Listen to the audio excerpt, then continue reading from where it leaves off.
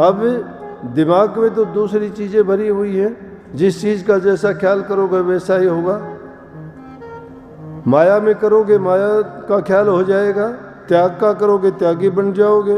अरे हमसे अच्छे तो वो लोग हैं जो इन चीज़ों का नाटक करते हैं, ड्रामा करते हैं। वो लोग दिखावे के लिए भेष धारते हैं, लेकिन उसके साथ अन्याय नहीं करते, न्याय करते हैं। किस तरह से न्याय करते हैं कि एक बार एक बहुरूपिया था, वो अनेक रूप बना के घूमता था। जैसे अब भी गाँव में कई बार आते हैं, कभी शिव जी का रूप बना लिया, कभी हनुमान का बना लिया, कभी और राक्षस का बना लिया, कभी पागल का बना लिया।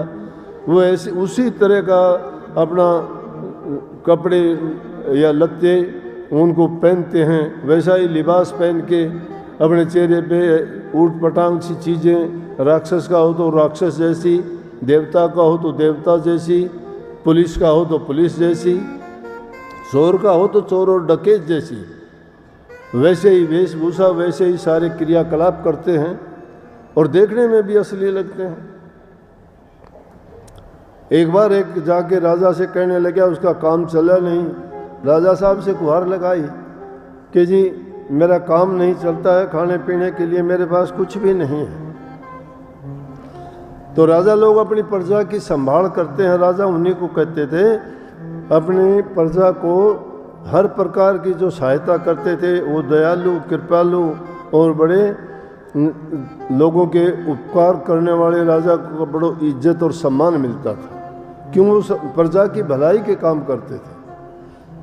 राजा ने देखा गरीब आदमी है, कहने लगा भाई तू काम क्या करता है? बोला जी मैं तो बहुरूपिया हूँ।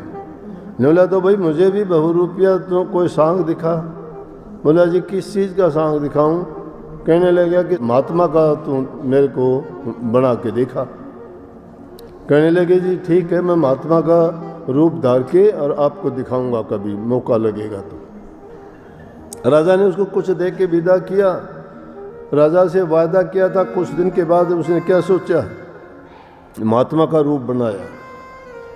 जाके नगरी के बाहर उसने अपना धूना लगा दिया और वहाँ जाके एकदम ऐसा त्यागी महात्मा बन के बैठ गया। अगर कोई जाके कुछ देता तो खा लेता, नहीं देता तो किसी से मांगता नहीं, कुछ नहीं कहता, बोलता नहीं। कोई भेंट पूजा ले जाके देता तो उसको वापस दे देता कि ले जाओ अपने। थोड़े ही दिन में इतनी ख्याति फैल गई, कहने लगे बड़ा एक ऐसा त्यागी महात्मा आया है, ना किसी का कुछ लेता है, अब भक्ति में लीन रहता है 24 घंटे, और ऐसा त्यागी तो हमने कभी देखा ही नहीं।